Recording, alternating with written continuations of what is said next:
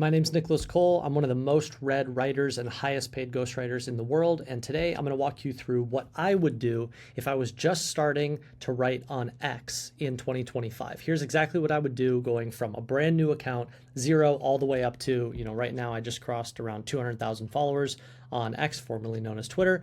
And so these are all the things that I would do if I was to create a new account, and also what I would do if I could go back, if I had to start over, because I've been playing this game for a long time. I've been writing on the internet for over a decade. So these are just a couple of the steps that I would really encourage you to go through. These are the same mistakes I see beginners make over and over and over again. So let's walk through them.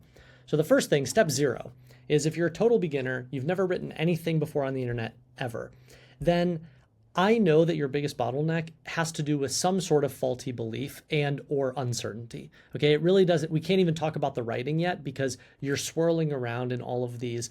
What's my niche? I don't know if people are going to like it. I don't know if I'm a good writer. What if it doesn't go viral? What if someone comments something negative? Like, it's all just mental, okay? And a lot of that, half of it is the faulty belief side, and the other half is just the uncertainty of not knowing what you want to write about, not knowing what you want to commit to. There's this identity question, I don't want to pick one thing and then be locked in for the rest of my life. Okay, I've mentored thousands and thousands of writers, so I'm very familiar with all of these problems. So step 0 is write one thing every single day for 30 days and just see what happens, okay? Don't make it something bigger than it needs to be. Don't make it this existential, who am I, what's my identity question. Just write whatever comes to mind and whatever you feel compelled to write about that day. Do it consistently for 30 days. This is a big reason why, we started Ship 30 for 30. It's our beginner writing program. And the whole purpose of the program is write for 30 days and see what happens, because worst case scenario, you practice and you get better. Best case scenario, you write something, you realize that you like it or you realize other people like it, and now you have a path forward, okay? So step 0 is really all about generating ideas, gathering data, seeing what works out in the marketplace. Every time you hit publish, you're taking an idea, you're putting it out into the world, and you're seeing what happens. The other important aspect here is that people really have a hard time wrapping their heads around the fact that all of the rewards in any game, but especially when it comes to writing on the internet, they all go to people who play the game the longest, okay? I've been writing on the internet since I was 17 years old. That was back in 2007, all right? So I've been playing the game for a really long time. And anyone can start, anyone can get started, anyone can start building an audience if they begin today. It's not like these platforms are so saturated and you're late to the party. No, every single day, every week, every month, every year, new classes of writers and creators pop up. And so I encourage you to do that and get started, right? And so again, one of the primary bottlenecks is that you need to build the discipline of writing and publishing every day. If you don't build that discipline, nothing else matters. I can give you all the writing hacks in the world. I can tell you all the tips. I can tell you all the strategies. But if you're not consistently doing it, then that's sort of like hiring Michael Jordan and Michael Jordan telling you, oh, and here's how you jump up in the air through the legs. Oh, slam dunk. And it's like, well, you're not even going to the gym, right? You're not even getting on the court. So step 0 is so much about just fundamentals, just getting going and seeing what happens. But let's assume you do that, okay?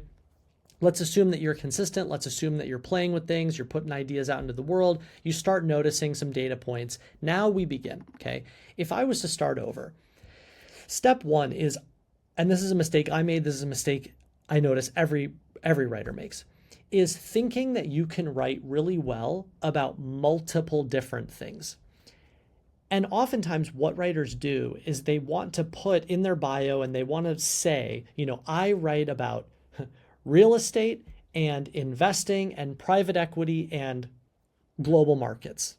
Or I write about personal development, health and wellness, and psychology. And what they fail to realize is that each of the things that they're listing out none of those are niches. Each of those are mega categories. Like personal development is one of the biggest categories in the entire world, right? Health and wellness, one of the biggest categories in the entire world.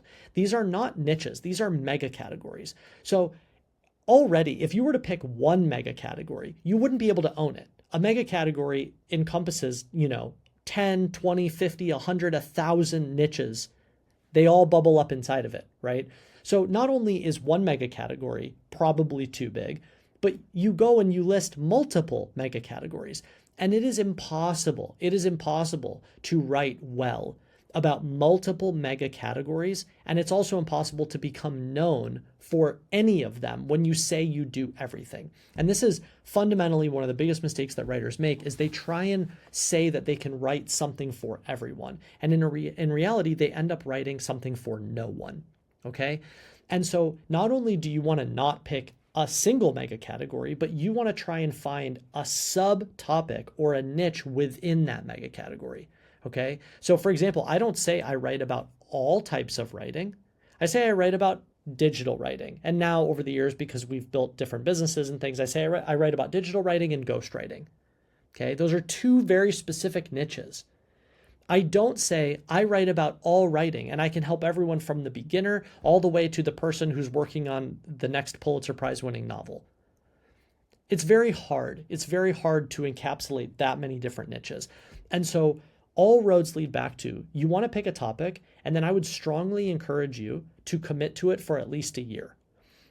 Another massive mistake that writers make is they think that, they try something and then it doesn't work, and then they pivot a week later, and then they try a different thing, and then, I didn't become overnight famous, and then they pivot and they try something different.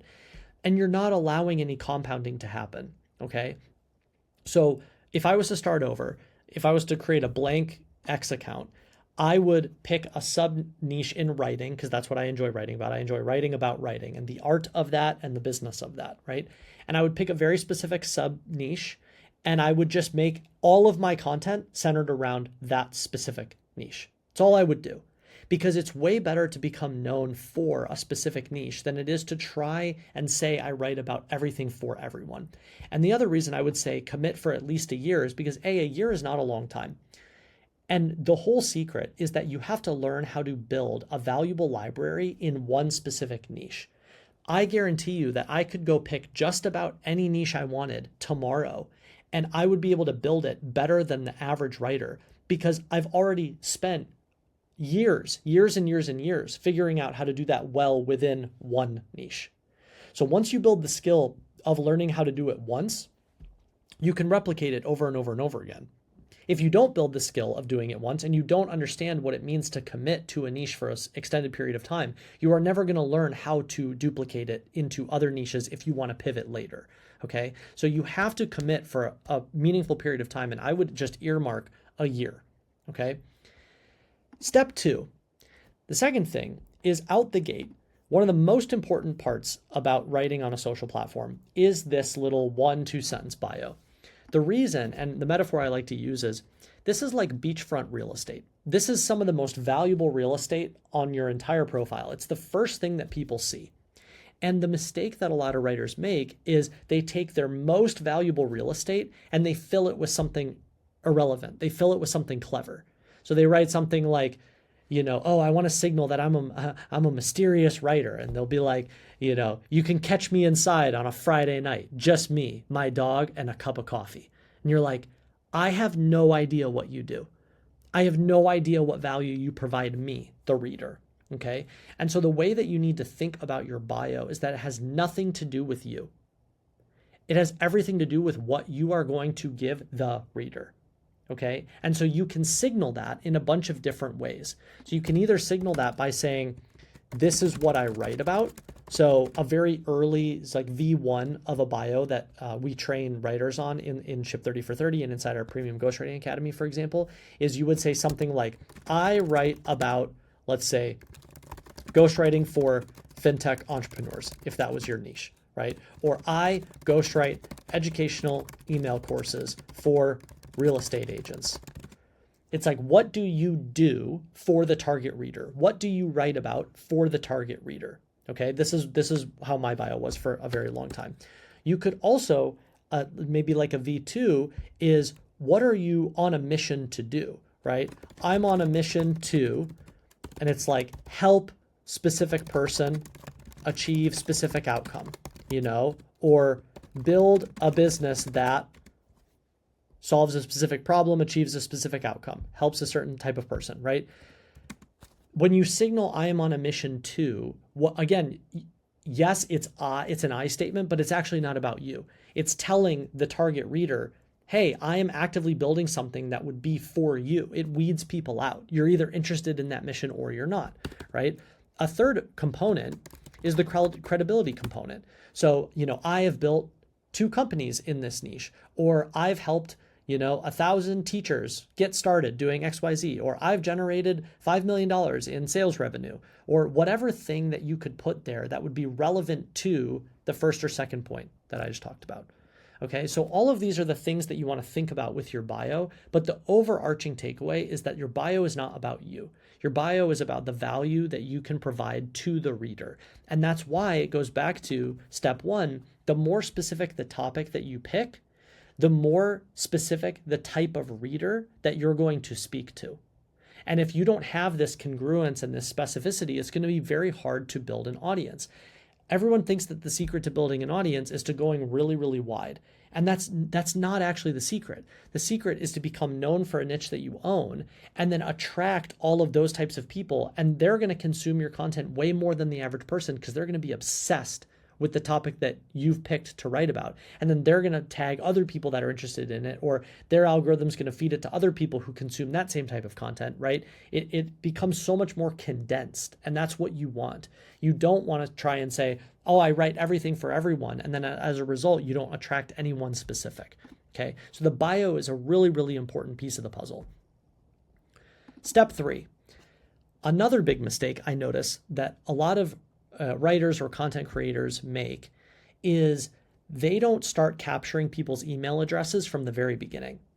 So what they do is they think, I need to build a big audience and then I will come up with some sort of email capture and or paid offer. It could be a digital product, they could launch a service, whatever it is.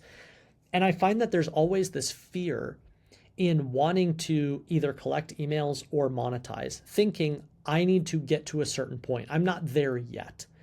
And I can tell you, because I've mentored thousands and thousands of writers, is whenever I ask them to define for me, what is the actual milestone? You say you're not there yet. So at what point will you be ready? They can't tell me.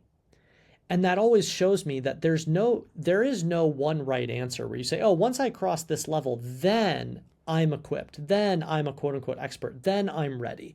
What it is it's a way of people giving themselves permission to not take action. It's the card they give to themselves to just keep swiping and being like, I don't have to do that yet. I don't have to do that yet. And in reality, what they're really doing is they're covering up some sort of faulty belief or some sort of internal objection that they have going, I don't feel comfortable doing this, or I don't want to do this yet. And it is always wrong. It's wrong. If I could go back and do anything different, it would be starting to collect emails way earlier in the process, okay?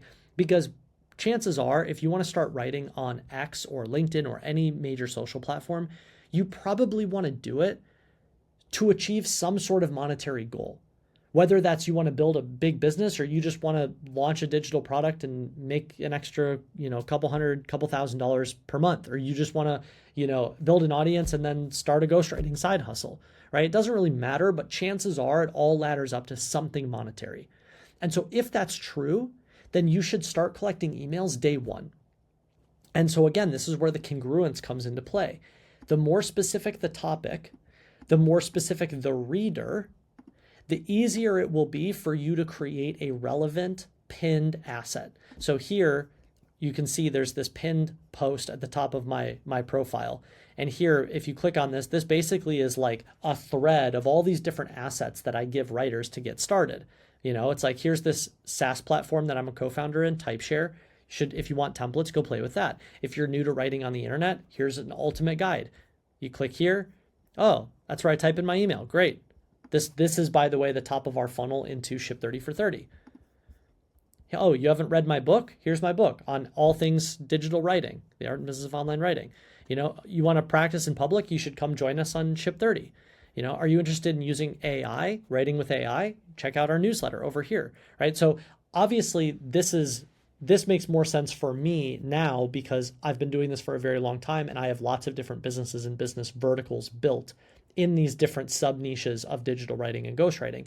But you would, same thing, ghostwriting. Here's an opt-in for getting started as a ghostwriter. Type in your email, right? This is the top of our funnel for our Premium Ghostwriting Academy. So for you as a beginner, it would be one of these. You would go build something like this just one opt-in for the specific reader that you're trying to reach that is related to the specific topic that you're digging into. And I would pin it straight to the top of your profile here. Okay. And so what this means is that as your audience starts to grow on X, you're going to start collecting these emails day one. And the beauty of that is it basically means that the entire time you're building your audience, you're also building a list of future potential customers. And it's like, why not? Like, why would you want to wait until you have a bigger audience on a social platform when you could have been collecting emails the whole way up? This was one of the biggest mistakes I made, and I see writers make it every single day. I see creators make it every single day. So I would not postpone that. I would do that immediately. Fourth, the way that you accelerate the capturing of emails is there's a tool called Hype Fury, and Hype Fury has a really cool auto plug. Here's a good example. So you can set up an auto plug that is essentially like a pre-written comment. So you can set this up inside your own Hype Fury account.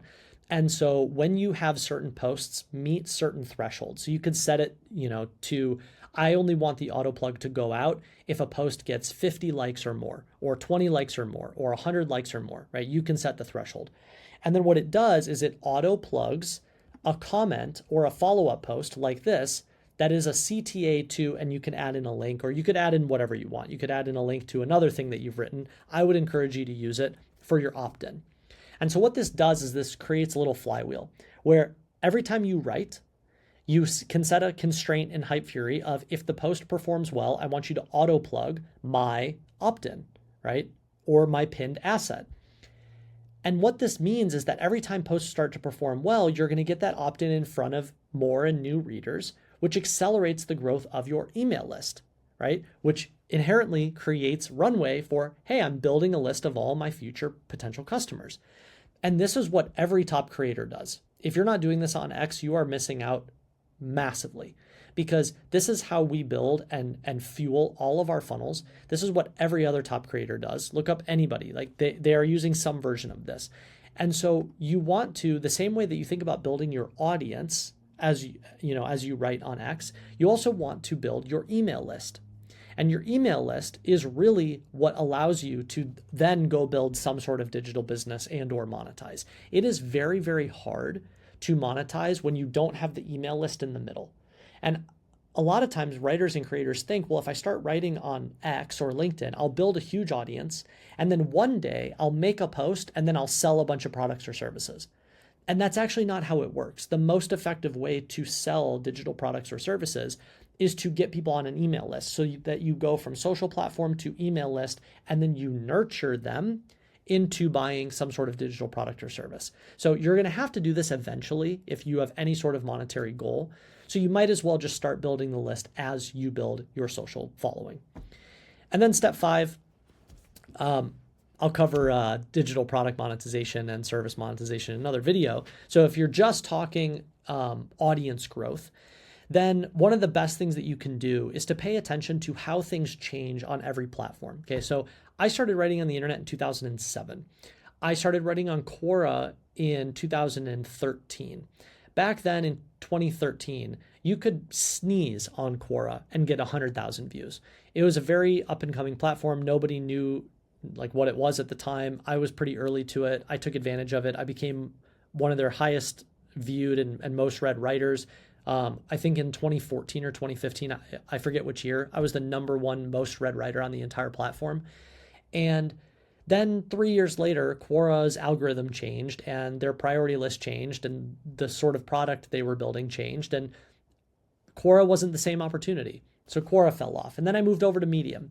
And in 2016, 2017, 2018, I was one of the most read writers on Medium. And at the time, they had a really cool paywall program where you could post, I mean, they still have it, but this is when it was very lucrative because they had just rolled it out. And you could post content behind their paywall and you would get paid the same way that an artist gets paid on Spotify. So artists get paid per stream on Spotify. You would get paid per read on Medium, essentially. Paid per read, I guess I should say. And in 2017, 2018, it was incredibly lucrative. And what I did, because I had been writing on Quora for so long, is I took all my viral answers from Quora and I just reposted them behind the paywall on Medium.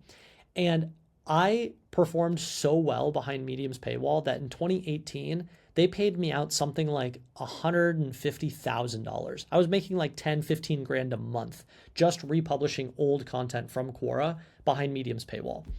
And it was awesome. I was like, oh, I hit the jackpot. This is great. And then a year later, they changed the way that the payout structure worked and the algorithm worked, and views fell off a cliff and payouts fell off a cliff. And then now today, a couple years later, I think Medium makes me like $100 a month. So I share this story because, and then I guess just to finish it, I mean, I started writing on X, formerly known as Twitter, in like 2020, 2021. If you were writing threads on Twitter in 2021, it was not hard to go viral. It was not hard to get 1 million views on a thread. 2022, 2023, that changed. And then all of a sudden threads weren't going viral anymore. So my point is, why I'm sharing these stories is that as time goes on, there will always be 1, 2, 3 big text-based writing social platforms, but the rules are constantly changing and the formats are constantly changing. And one day it's Quora Answers, and the next day it's Medium articles, and the next day it's Twitter threads, and the next day it's carousels on LinkedIn, right? And so your job is to constantly pay attention to what's working. And it really is not that hard. People think like, oh, I need to go download some fancy tool or buy some SaaS subscription or whatever to get advanced insights. No, you don't. What you need to do is whenever you open any given platform and you're scrolling through it as a consumer, pay attention to what's in your feed. Because if it's in your feed, it's in your feed for a reason. And especially on X, posts now, they show you the data underneath it. I mean, everyone can see, like you can see the likes and the retweets and the comments, and more recently they added so you can see the views. And so it doesn't take a rocket surgeon to scroll through a feed and go, oh, that's really interesting. In my feed, I noticed this same sort of format keeps popping up. Okay, well, if you want to capitalize on whatever's working at that given time, you should mimic the format. And the thing that people misunderstand whenever I explain this is I'm not saying copy the content. I'm saying copy the format. I'm not saying to say the same thing. I'm saying look at how they're framing it, look at how they're constructing it. And then what you want to do is you want to use that format in your niche. So I might see someone who writes on X, for example, there's we just did this, and I'll give you a great example. Okay, so lately there's been this trend on X, there's been this format where people will do profiles on people. If you've spent any time on X, then you've seen this. I know you've seen this. And a lot of the threads that go viral now are, this person name. You probably don't know who they are, but they played a hand in some major thing that you recognize.